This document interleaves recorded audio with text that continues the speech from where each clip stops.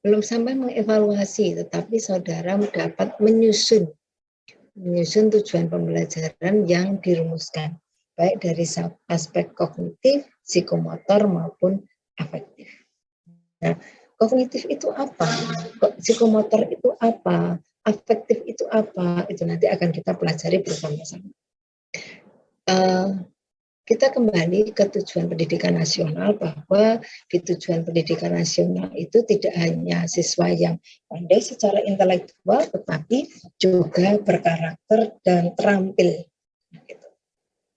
Nah, aspek kognitif ini teman-teman, ini membantu peserta didik untuk meningkatkan pengetahuannya dari sisi ilmu pengetahuan atau pengetahuannya. Pemahamannya, misalnya saudara ketika membaca banyak buku, ketika di tujuan pembelajaran, maka siswa dapat ngapain? Siswa dapat menjelaskan, siswa dapat menyebutkan. Nah, itu adalah tujuan pembelajaran dari sisi kognitif. Tetapi kita tidak mungkin hanya menjadikan siswa itu tahu saja, tetapi siswa tidak bisa dan tidak terampil. Kita wajib untuk menyeimbangkan antara penguasaan atau kompetensi pada sisi kognitif, psikomotor, dan afektif. Gitu. Nah, kita lihat taksonomi itu apa sih? Nah, karena kita belajarnya kan taksonomi tujuan pembelajaran. Taksonomi itu apa? Di sini kita jelaskan bahwa taksonomi itu pengelompokan atau klasifikasi tujuan pembelajaran, ya, yang diurutkan berdasar ciri-ciri tertentu. Ciri tertentunya apa? Tadi yang kita lihat bahwa ada tujuan kognitif, ada afektif, dan ada psikomotor. Itu yang taksonominya, gitu ya. Maka di sini kita nanti akan menyusun taksonomi pembelajaran itu dalam beberapa kelompok. Nah, mengapa ada taksonomi? Pertanyaannya, mengapa ada taksonomi? Kembali ke tujuan pendidikan nasional tadi, tidak hanya pandai ilmu pengetahuan, tetapi juga berkarakter dan terampil.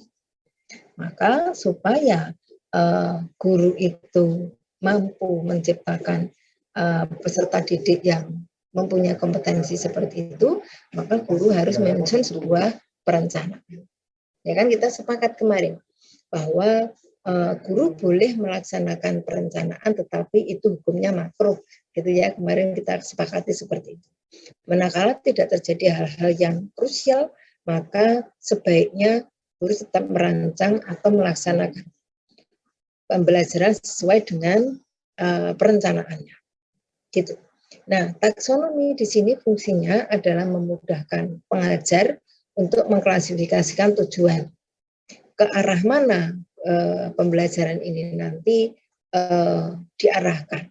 Apakah ke kognitifnya, apakah ke afektifnya, atau ke psikomotornya? Kemudian misalnya ke kognitif, itu kognitif yang mana? Misalnya afektif yang mana? Misalnya psikomotor yang mana? Nah, itu harus ada penjelasan. Yang kedua, taksonomi memudahkan guru dalam pembuatan tujuan pembelajaran.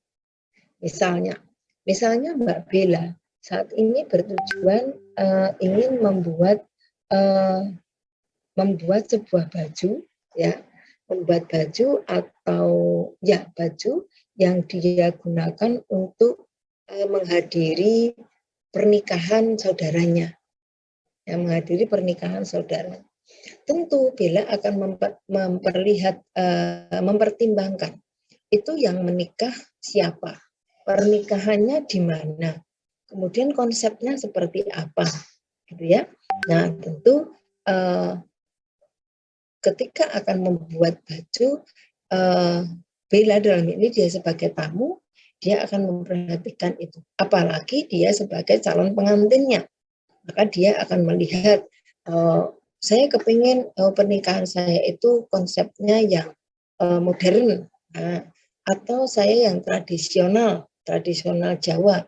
Tentu saudara nanti akan memilih bajunya itu tentu berbeda-beda. Nah, sama dengan yang di sini.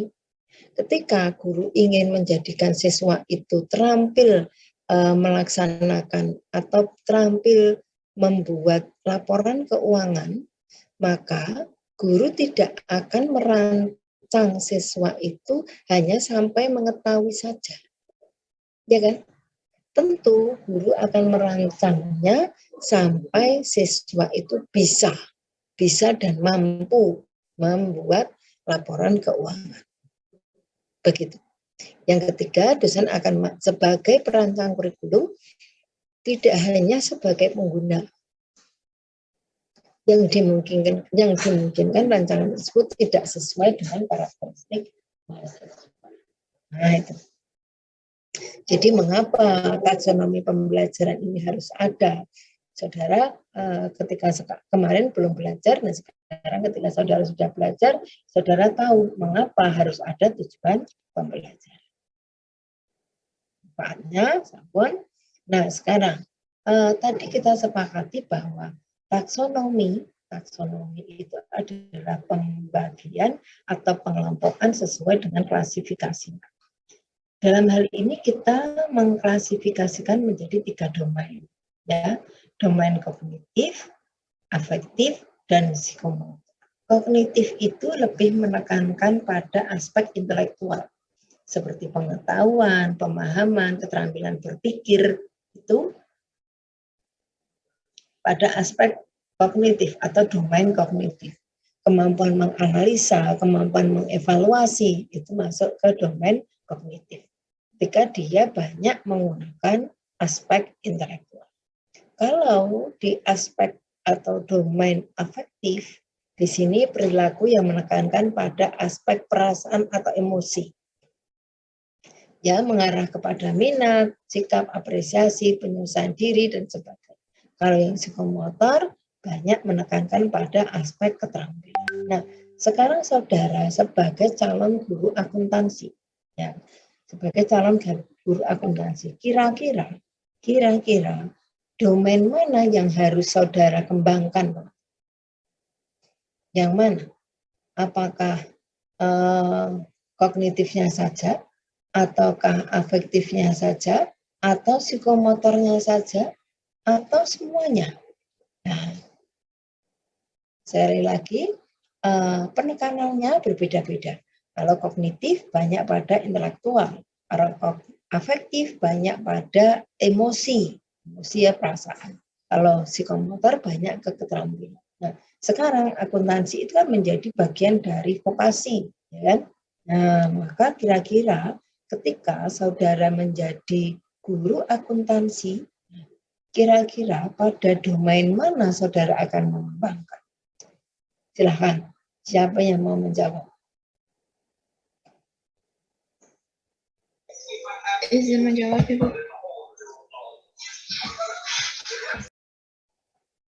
Ya, silahkan. Siapa yang mau menjawab? Dela, Ibu. Ya, silahkan Mbak Dela. Ya, menurut saya untuk pelajaran atau jurusan akuntansi itu memerlukan tiga-tiganya. Karena apa? Yang pengetahuan ini kalau si akuntan itu hanya memiliki pengetahuan, itu tidak bisa mengembangkan keterampilannya, karena akuntansi itu kan butuh keterampilan juga. Kemudian untuk afektif, apabila tidak memiliki afektif itu atau sikapnya itu juga tidak jalan, karena si akuntansi itu kan ada etika profesinya sebagai akuntan, begitu Ibu. Jadi untuk jurusan akuntansi itu membutuhkan tiga-tiganya, domain tiga-tiganya. Terima kasih. Cekap? Ya, terima kasih Mbak Dila. Ada lagi yang mau melengkapi jawabannya Mbak Dila?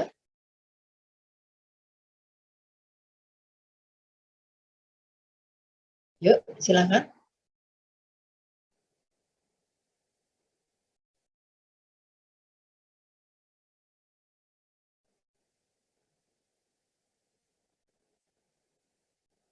Amalia mungkin? Amalia mau melengkapi jawabannya Dila Rovita? Silakan. Ya.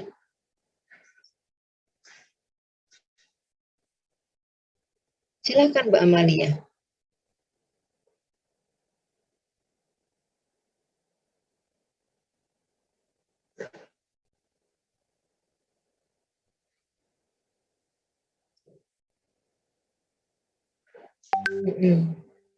Sama pripun?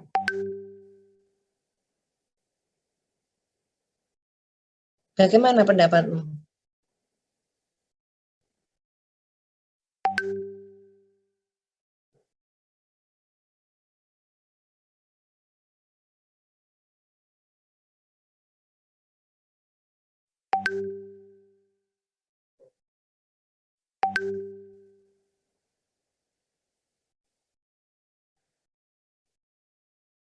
Alasannya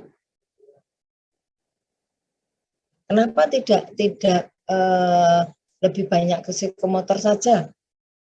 Karena akuntansi itu kan harus terampil ya. Nah, kenapa tidak seperti itu?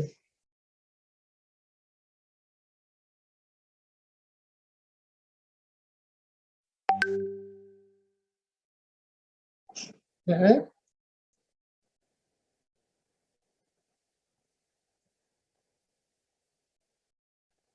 maksudnya pripun? Berkesinambungan itu yang pripun?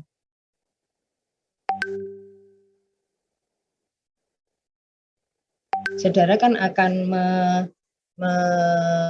menjadi guru ya, menjadi guru akuntansi, jadi guru akuntansi. Nah, saudara akan menyusun tuh tujuan pembelajaran di pembelajaran. Saudara akan, karena akuntansi itu masuk ke vokasi ya, bidang vokasi, di mana itu harus terampil siswanya, maka saudara sebagai guru bagaimana?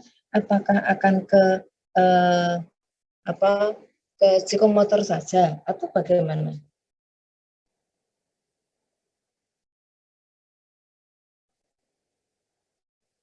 Mm -mm,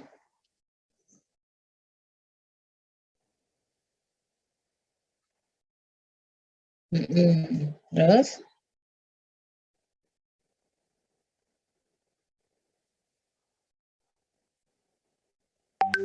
gitu. Izin menanggapi, Bu. Ya.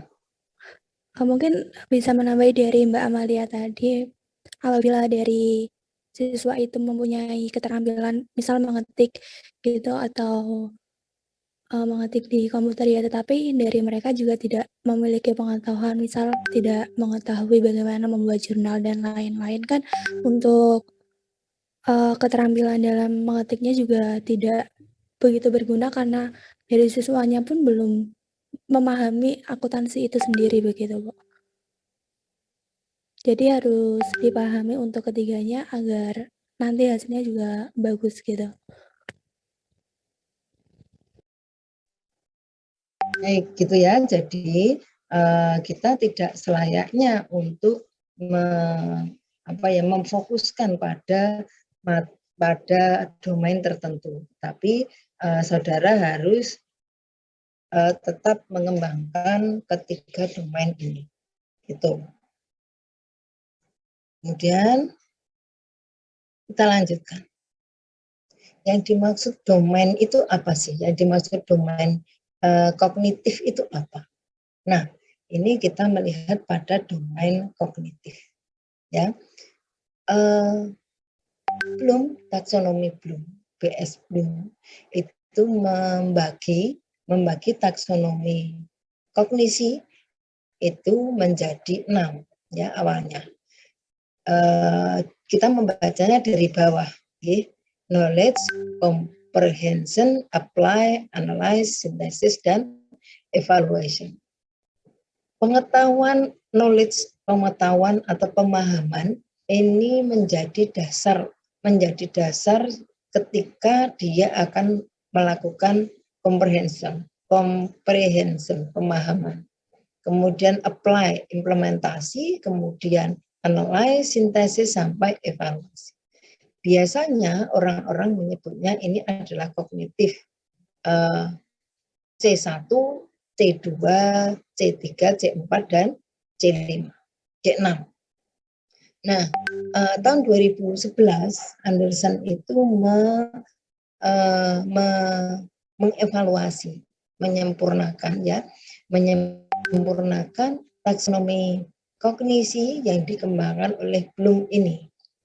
Nah, kita lihat yang C1 yang tadinya knowledge menjadi remember, mengingat, understand, memahami, applying itu mengaplikasikan, analyze, evaluate, dan create. Saudara lihat, dibandingkan antara Bloom dengan Anderson. Kita lihat C1 sama dengan C4 itu masih sama, ya, masih sama. Yang membedakan itu di C5, sintesis. Kalau Anderson ini sudah C5 itu sudah evaluate, tapi di sini sintesis. Nah, terus sintesisnya di mana? Anderson ini sintesisnya dilakukan di mana? Dilakukannya bareng analyze di C4. Ya. Jadi C4-nya Anderson ini adalah analyze dan sintesis, menganalisa dan sintesa. Kemudian dilakukan evaluasi di C5, kemudian to create atau mengembangkan. Nah, jadi ketika saudara akan mengembangkan sesuatu, tentu saudara sudah mempunyai dasarnya. Ya, kalau seperti tadi yang dikatakan, tidak mungkin seseorang akan terampil ketika tidak mempunyai ilmunya, ya kan? Maka di sini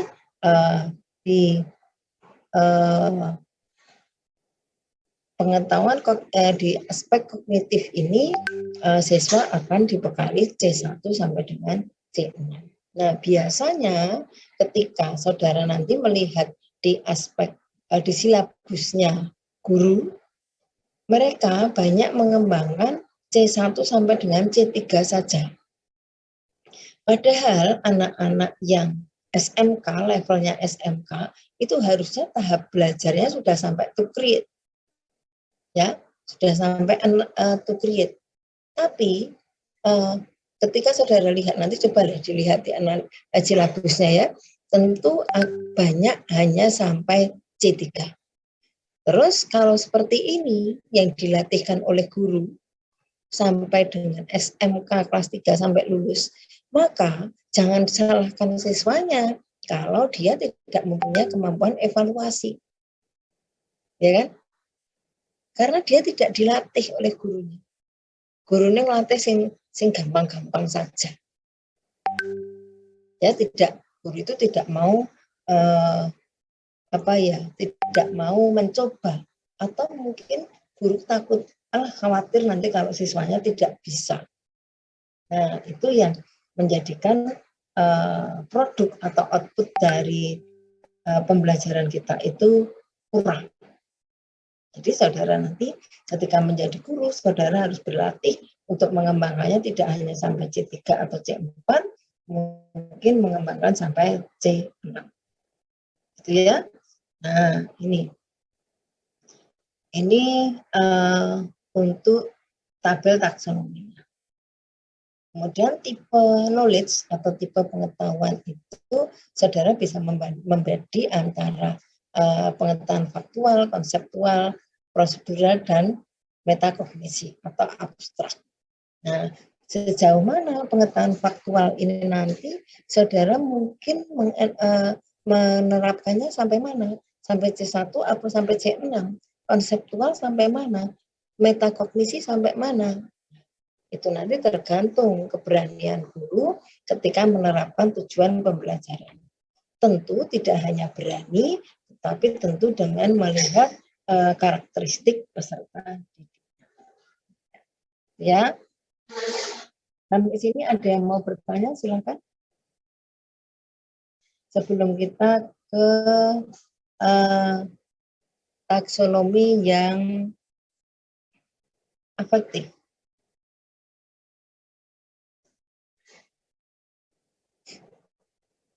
Silakan. Semoga ada yang mau tanya. Izin bertanya, Bu. Iya, Jadi silakan Mbak Fiska. sekarang ini kita gunakan itu untuk menyusun tujuan yang ketiga tadi itu dari kognitif, psikomotor, maksudnya ranah kognitif tadi itu kita menggunakan taksonomi Anderson bukan belum lagi ya, Bu? Menggunakan yang Anderson atau yang Bloom gitu ya? Iya, iya. Iya. Ya, berarti sekarang kita menggunakannya yang mana kira-kira? Ketika sudah ada yang baru, berarti kita menggunakan yang mana? Iya. Yang baru, ya, yang Anderson. Ya, jadi saudara tadi sintesisnya sudah bergabung dengan analyze. Gitu Mbak Fiska. Baik, Bu. Ya, ada lagi pertanyaan, silahkan.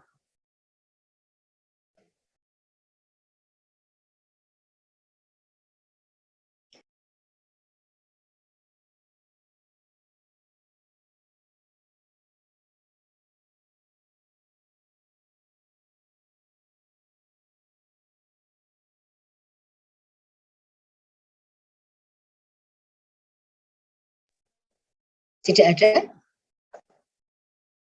Sudah tahu ya bahwa ketika menyusun tujuan pembelajaran itu, saudara harus mengarah ke ketiga domain itu tadi. Tidak hanya ke domain kognitif saja, atau afektif saja, atau psikomotor saja. Baik, saya melanjutkan. Ke remembering. Ya, remembering. Mengingat, namanya mengingat, remember. Mengingat itu berarti ketika kita mengukur apakah siswa kita ingat dengan tujuan, dengan materi yang kita berikan, tentu saudara akan, ya misalnya Mas Dian, saudara ingat tidak domain dari tujuan pembelajaran itu apa? Nah, tentu dia akan mengatakan ada 3 domain A, B, C, gitu kan? Itu hanya remembering. Jadi saudara hanya siswa diminta mengingat tanpa dia paham. Jadi nanti pertanyaanmu sebutkan, ya, sebutkan apa yang dimaksud dengan, nah, itu hanya sampai mengingat. Gitu. Jadi tidak ada apa ya, kemampuan berpikir itu tidak ada. Dia hanya recall saja, ya, dari yang dia ingat, ya sudah itu yang diutarakan. Itu. Kata kerja operasionalnya apa? Memilih, menguraikan, mendefinisikan, memberi label, menghilangkan, mengutip, dan seterusnya. Jadi ini recall dari remembering tadi. Kemudian understanding. Dapatkah siswa menjelaskan konsep? Nah, ini sudah tidak recall lagi, tetapi dia sudah ada proses memahami, kemudian dia menjelaskan ulang. Ya, menjelaskan ulang. Itu sampai di C2. Ini kata kerjanya. Kemudian applying, menerapkan. Nah, ketika di sini banyak, ketika saudara diajarkan untuk menyusun apa ya, menerapkan, jadi menyusun jurnal ini tadi tujuan pembelajaran misalnya. Saudara dapat ilmunya, dapat teorinya. Kemudian silakan saudara membuat berdasar ilmu ini. Nah, maka saudara hanya menerapkan saja, mengimplementasikan saja. Nah, sampai di sini. Untuk yang C3. Kemudian analyze. Nah, ini saudara sudah mulai berpikir tingkat tinggi. Ya, ketika saudara mengenal istilah high order thinking skill, nah ini mulai analyze ini. Kenapa? Tadi saya tanya, mengapa saudara harus menyusun domain kognitif, afektif, dan psikomotor. Apa yang terjadi jika hanya domain kognitif saja yang saudara kembangkan? Nah, itu sudah sampai ke analisis. Padahal materinya sederhana. Ya, kalau kita lihat ke materinya kan hanya sederhana. Hanya domain pembelajaran itu apa? Ada 3. Nah, tapi saudara diminta untuk menganalisis. Bagaimana jika hal ini tidak ada? Apa yang terjadi? Nah, itu untuk analisis. Ya, kemudian mengevaluasi dan mencipta. Ini kognitif tingkat tinggi. Mengubah, membangun, mencipta, merancang, merumuskan, menulis. Nah, ketika saudara diminta untuk menulis sebuah makalah, tentu saudara sudah sampai to create. Menulis itu tidak mengcopy ya, tetapi menulis. Berdasar apa yang saudara baca, maka saudara nanti akan menulisnya. Gitu. Nah, sekarang cara menyusun. Nah, ini tolong diperhatikan, Ge. Tolong diperhatikan cara menyusun tujuan pembelajaran. Saudara harus mengenal 2 hal, yaitu kata benda dan kata kerja. Kata benda ini adalah materi apa? Materi apa yang akan saudara minta kepada peserta didik. Misalnya saudara Mbak Dinia, ini misalnya Bu Guru akuntansi. Beliau akan mengajar tentang posting, ya. Beliau akan mengajar tentang posting. Nah, kata bendanya itu adalah tentang cara memposting. Terus kata kerjanya apa? Nah, itu apa yang akan dilakukan siswa? Ya, misalnya Mbak Febioni ini beliau adalah guru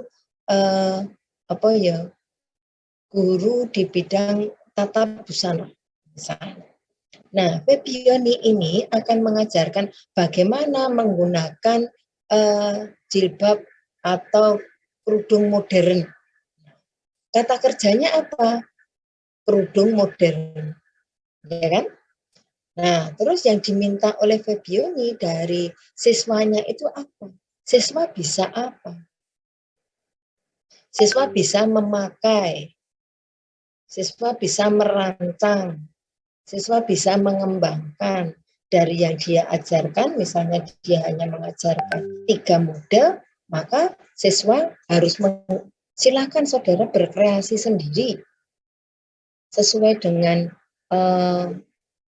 kreativitas saudara. Silakan buat model sendiri yang tidak ada di contoh saya. Nah, itu dia sudah mengerjakan di kata kerjanya. Audience, ya, komponen dari tujuan pembelajaran. Jadi ketika nanti Mbak Avinda membuat tujuan pembelajaran, maka saudara harus ada ABCD ini. Ya, A itu apa? Audience. Audiensnya siapa? Mahasiswa. Ya, mahasiswa. Kalau saudara mengajar di SMA, ya siswa. Apa peserta didik. Kemudian B, behavior. Tingkah laku apa? Tingkah laku apa yang saudara minta dari peserta didik? Nah, saudara meminta, contohnya di sini adalah siswanya mampu mendeskripsikan. Mendeskripsikan tadi di kelompok C berapa? Saudara lihat yang tadi. Ya, mendeskripsikan itu di C2 karena dia adalah to recall, mendeskripsikan dari yang dia ingat, maka dia menceritakan kembali. Hukum listrik menurut X. Hukum listrik ini adalah kata benda ini, ya kan? Kata benda menurut X degree, menurut X dengan baik dan benar. Ada wajahnya kurang wedun. Gitu ya. Jadi Siapa yang mau tanya sampai sini? Jadi harus ada 4 komponen. Ada audience, ada behavior, ada condition, dan ada degree. Oh ya, condition, sorry. Condition. Condition ini adalah kondisi apa? Kondisi bagaimana yang saudara minta. Dalam kondisi misalnya, setelah berdiskusi, jadi kegiatan setelah yang dilakukan mahasiswa sebelum mendeskripsikan itu dia berdiskusi dulu. Setelah berdiskusi, mahasiswa mampu mendeskripsikan hukum listrik menurut X dengan baik dan benar. Ya. Nah, misalnya di sini setelah membaca, setelah melihat video, ya, setelah melihat video, mahasiswa mampu menceritakan proses penawaran di pasar menurut teori apa. Nah, jadi antara audience, behavior, condition, dan degree itu selalu berkaitan. Oke, sudah paham sampai di sini? Nah, sekarang tugas saudara adalah menyusun, ya. Nanti saya breakout, mencoba menyusun 3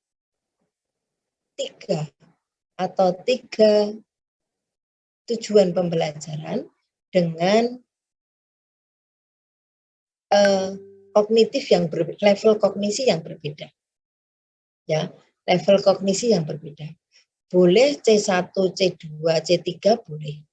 C3, C4, C5 boleh. Bebas. Tetapi saudara harus menunjukkan bahwa ini adalah C1, ini adalah C2, ini adalah C3. Misalnya saudara C1, C2, C3. Boleh misalnya 4, 5, 6 boleh. 1, 3, 5 boleh. Bebas. Ya, bebas. Nah, saya akan melihat ini.